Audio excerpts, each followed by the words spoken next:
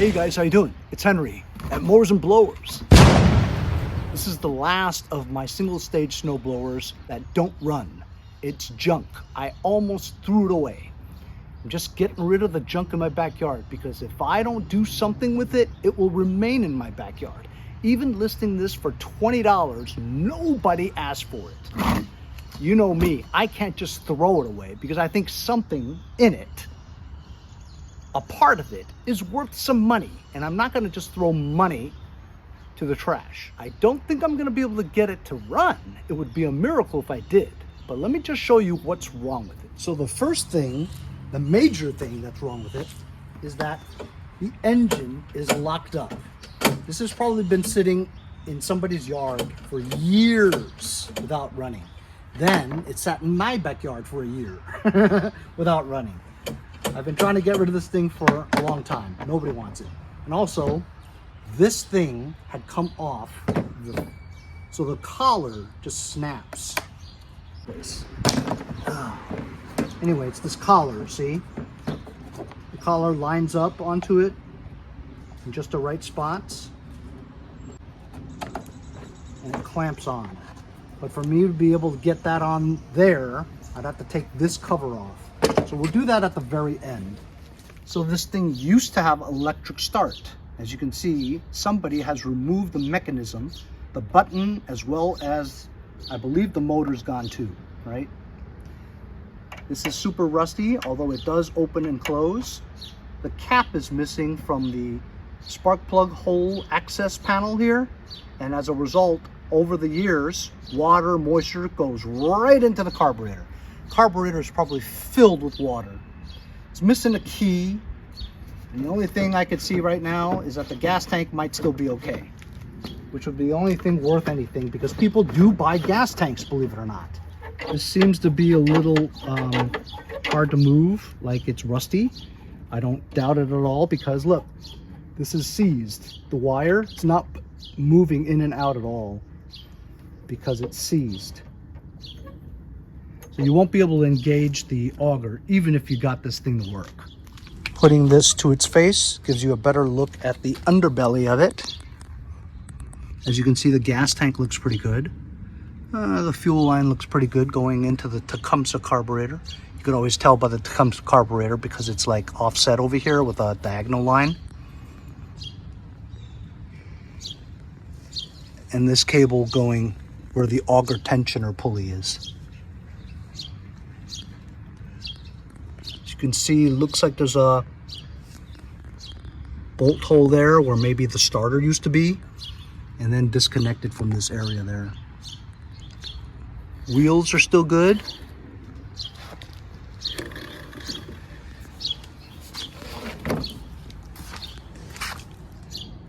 Rusty shaft area. Is the auger scraper bar is beat up, but still there. And here are the rubber auger paddles. I mean, I've seen worse. There's still meat on them. As long as this thing spins and the rubber touches the ground, it will blow snow. How good it'll blow depends on how these paddles work. But it looks like there's still meat on them. See, if you look at it. It probably won't drive forward very well, but it'll blow snow as long as this thing spins. This is a Yardmachines by MTD. It's a 5 horsepower Tecumseh engine, 21 wide clearing path. Used to have electric start, but now it doesn't.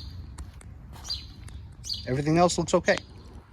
So the first thing we're going to do is we're going to try to unseize the engine. Because if the engine doesn't run, what's the point, right?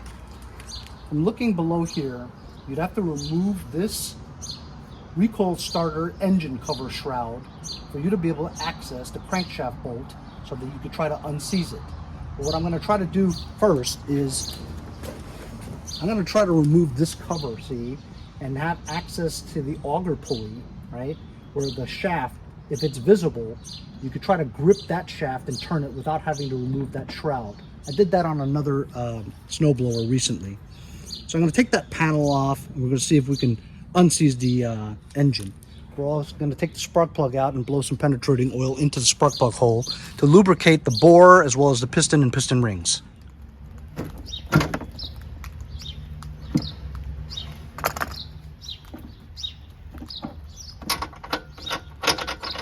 Of course it's the wrong one. It's starting to rain. Of course it's another wrong one. I had to move inside because even though the lighting is worse than outside, I don't want to be all soggy and wet. Very strange size spark plug. I can't, out of 5 different ones that I've had, none of it fits. And look, it's one of these super weeny ones. Looks good. You don't see a lot of corrosion or rust or even carbon buildup on the spark plug. Looks good, but I question whether or not this is supposed to be the original one. Now that the spark plug is out, take some penetrating oil.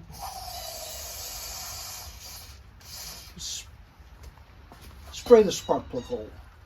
Check out how it's percolating.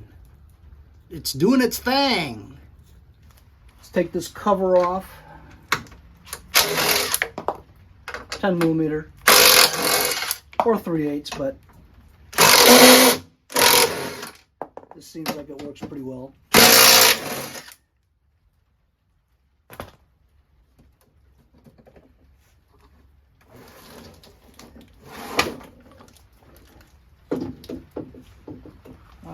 One's hiding down here.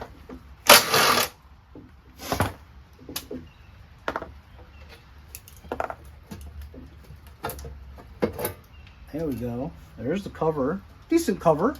Nothing wrong with it. A little rusty on the ends. As you can see here, we've got some kind of issue, or like they say in England, issue, going on with this pulley here. Now, I don't really work on these too much. I mean, I've done about maybe 10, if you count that. But doesn't that pulley look strange? Look at that exact cut there, that it's not round. This exact cut right here. Is that stock, or is something shear that off? Either way, the access we have to the crankshaft is right there. I'm going to try to free that up. All right, so we've got the penetrating oil in there. We have access to this. Let's try to turn this crankshaft, see if it turns.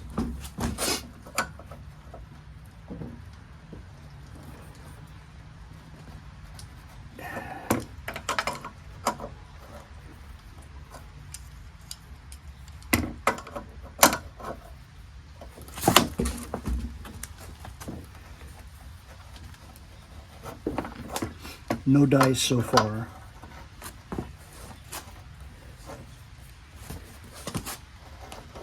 Slips.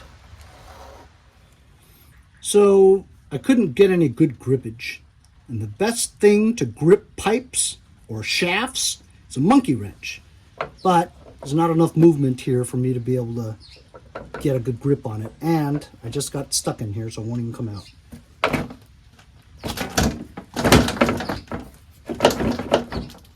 So I've tried all kinds of wrenches to get that shaft to move, and I can't. There's just no clearance because of this cover.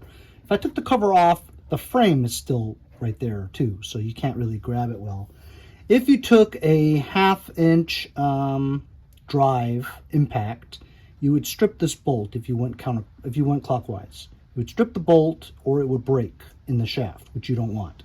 So now I'm thinking if I took this bolt out, took this pulley out, I could probably grab it better with the monkey wrench.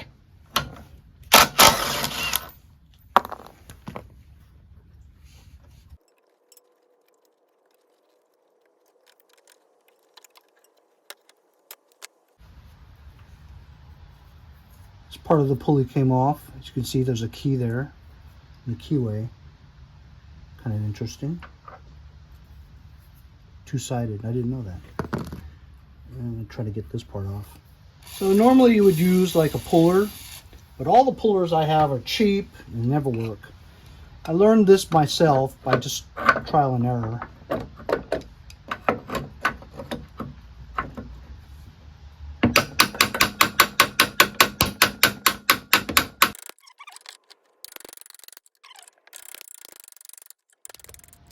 I even put the crankshaft bolt back in there and trying to turn it. All I'm doing is tightening it, and I can feel like it's gonna break if I do it anymore.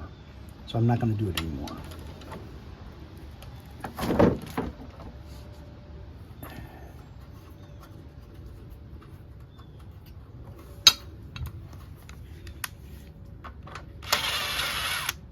Taking the monkey wrench and putting it over the pulley.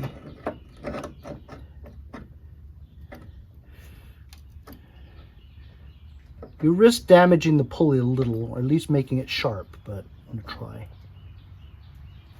Oh! Yeah, baby! It be a budgin'. Ooh, stop there. All right. I can feel like it's really rusty.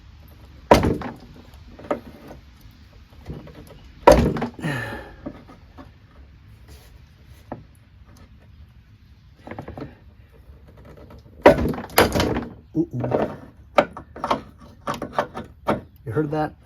I heard like a snap. Okay, you know what happened, guys? I didn't free up the crankshaft. I broke the key. The key in the keyway is broken. That's why this thing spins. It's only the pulley that's spinning. The shaft is not spinning. So the key that was holding it is broken.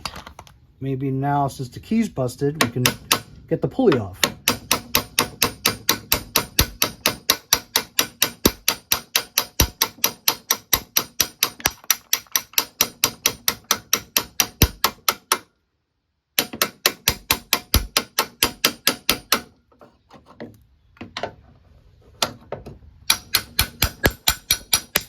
Coming. There we go. Yeah, key sheared. That's why it was spinning. So this shaft is really difficult to turn. Now that I got the monkey wrench on the shaft, it's easier to pull. So let's see. It's moving. It's moving. Moving. It's moving. We have broken free! Free! Free! Sweet Caroline. I'm gonna work this a little bit. Check it out, fellas. It's free!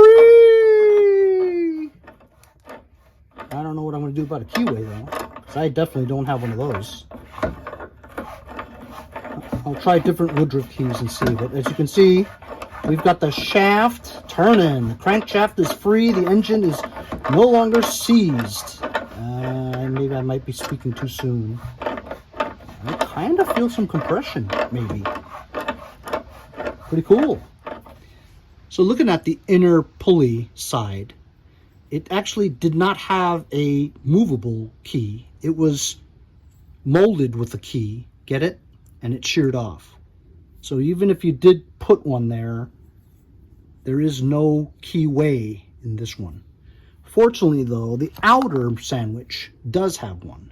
So maybe that'll be enough, tight enough to, you know, turn this and drive the belt. Since the inner and the outer look identical, I'm going to put the one that has the keyway still on the inner and the other one on the outer, because the inner one's going to have more strength.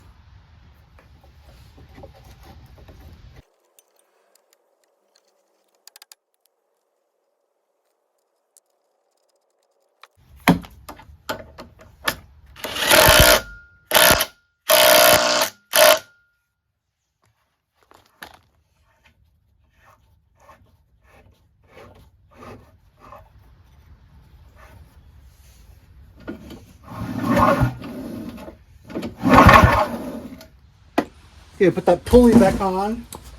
Let's see if it pulls free. Free! Look at that. Nice. Actually sounds okay. The tensioner is kind of the tensioner is kind of weird at the arm, because when you try to pull start it, it shouldn't also turn the auger, meaning it shouldn't be engaged already. But we always knew that there was something wrong with the cable, right? And this cable's trashed. Trying to mess with the engaging cable, and it's seized, right? So I don't want to go buy a new one. So I disconnected it from the bail handle, or the engagement handle for the auger. So you can see it bent. I'm going to put it in my vise and unbend it. Ding! Fixed! I'm going to try to remove this cable, try to oil it, and unseize the cable, because I definitely don't want to go and buy one. Not for this piece of junk.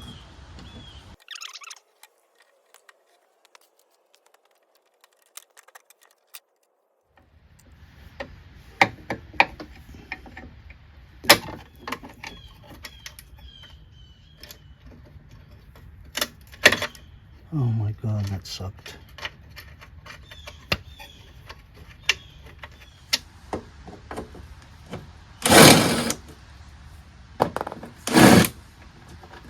That's barely on there. That's not even the right screw.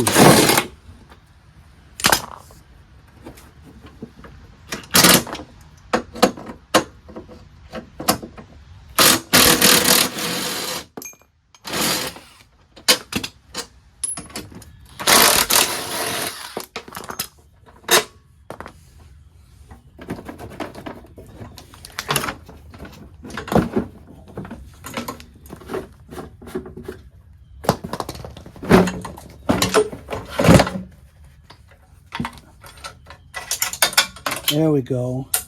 Here's the wire, the cable. It's still intact, it's just seized, see? So I want to try to unseize it, because I don't want to have to buy this cable.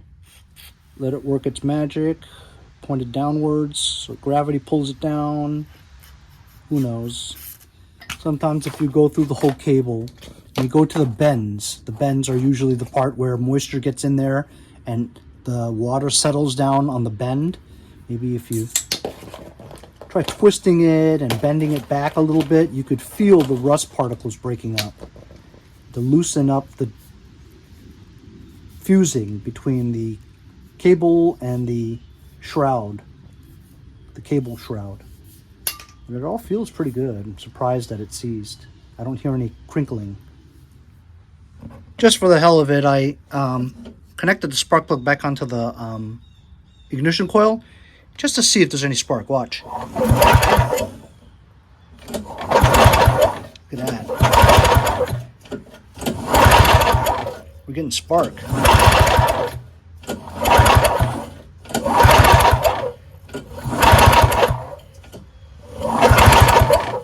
So I got the wire to move, but inside it's all twisted. Other side too.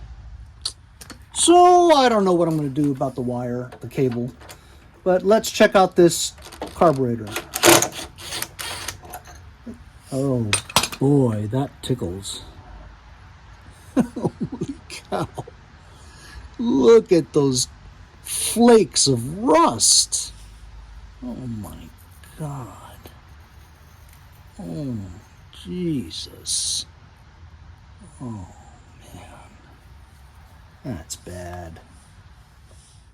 Look at that. It's horrible.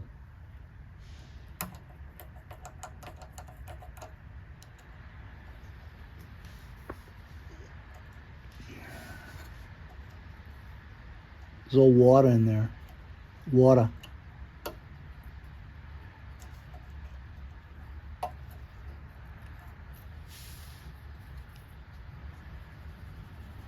It's dry inside.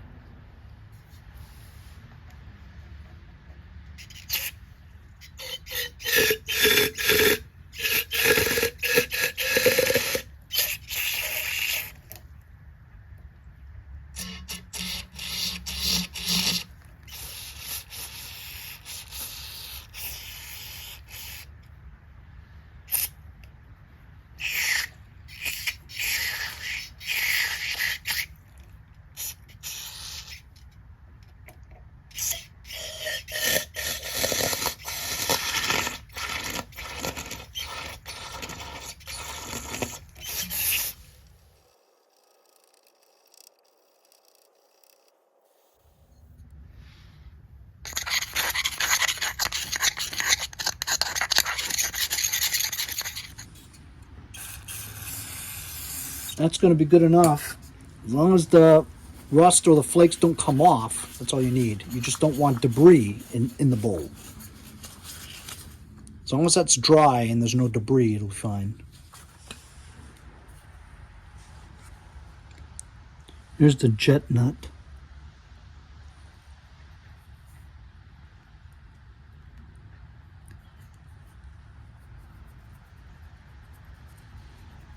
Not bad.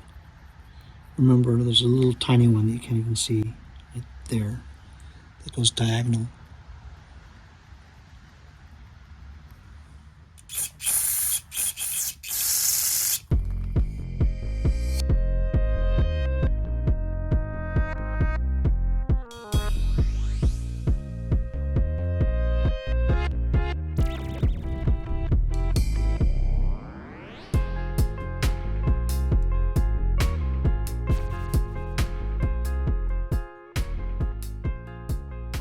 Okay, as you saw from time lapse, I put the carburetor back together again. Cleaned it the best I wanted to. I put the cover on just to lay it on here. And I realized that the only way I was going to get this chute back on was that the cover had to be off so I can get my hands in there to close that collar, right? For it to line up and close the collar. I can only do it with this cover off.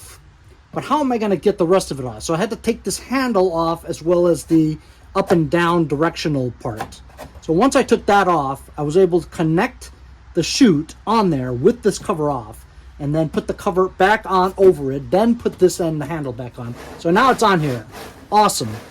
It's supposed to click, but it doesn't click anymore because the metal part in there that makes it click kind of holds its direction, you know. It's rusted and cracked, so this is the best it's going to be, you know what I mean? Anyway, put the carburetor back on and the primer tube, primer hose, and this damn handle's bent in here. There. That's the choke handle. You can bend it back and forth, right? I found a key. I have lots of keys. Connected the primer hose back to the carburetor again. Connected the ignition switch. It's a 2-wire green thing that goes to on and off. And then having it on, I pull this and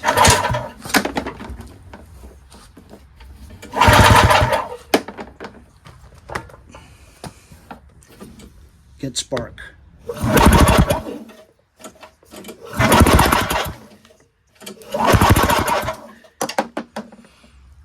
Now let's see if it starts. Let's spray some stuff into the mouth and see if it'll start. Gotta put the spark plug in first. So we're just gonna spray some carb cleaner into the mouth. I'm sure you all agree that I have spent more than you guys would have done to get this going. You know what? I'd like a challenge. I want to see if I can get it going. That didn't feel right.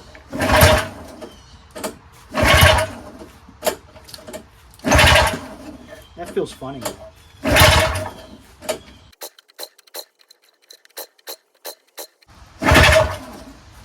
Whew. So it doesn't even start. Doesn't turn over. Has spark. I feel like there's a lot of compression. But there's no signs of it even starting. This could have been all for naught because there's got to be something wrong with the piston and the rings. Just given the condition of it, with the moisture and the rust that you see in the carburetor, the whole engine was flooded with water. Therefore, it's possible that what's common on 2 strokes is that the piston, the rings, they get compressed into the piston and they don't come back out again. They're seized in there, you know? So therefore, you're going to have a lot of air gaps, which means you're not going to have any compression. Of course, I'm not going to break into the engine and fix it because it's junk. It was just a try. But what I will do is I'll pour some 2-stroke oil into the spark plug hole just to kind of mimic better compression. So maybe it might turn over there, maybe loosen up the rings in the piston. As you can see, it's really good spark.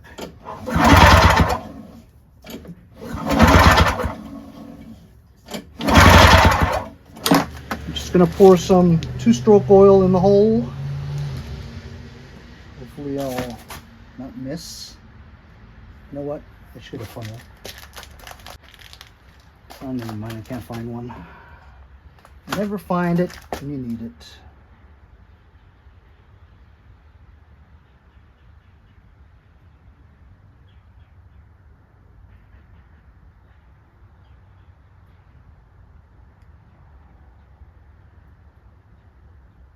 I got most of it in there. Quite a bit, actually. I'll just let it soak for a while. So with my experience, if you are suspecting low compression and you put 2-stroke oil into the spark plug hole and it still doesn't start, you're done. Here we go. Let's see if it at least turns over.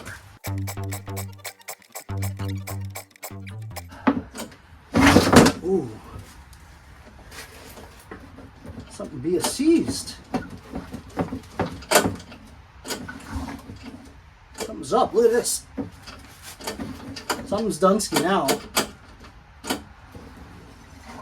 Yep. Something's screwed up in there now. Almost like the rings came out and bent. You know what I mean? That's what it feels like. So I think this is definitely done now. It's a shame too, because I went through all that trouble cleaning the carburetor, putting the chute on. I really wanted it to start, you know?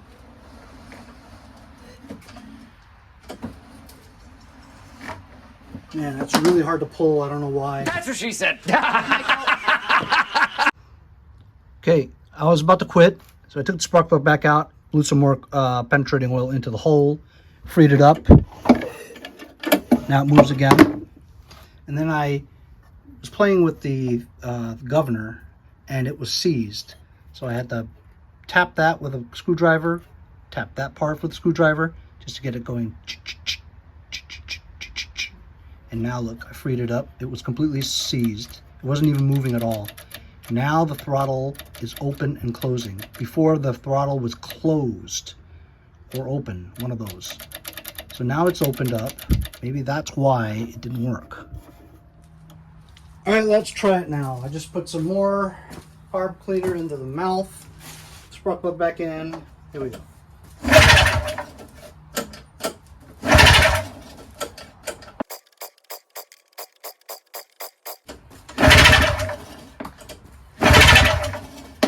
I quit.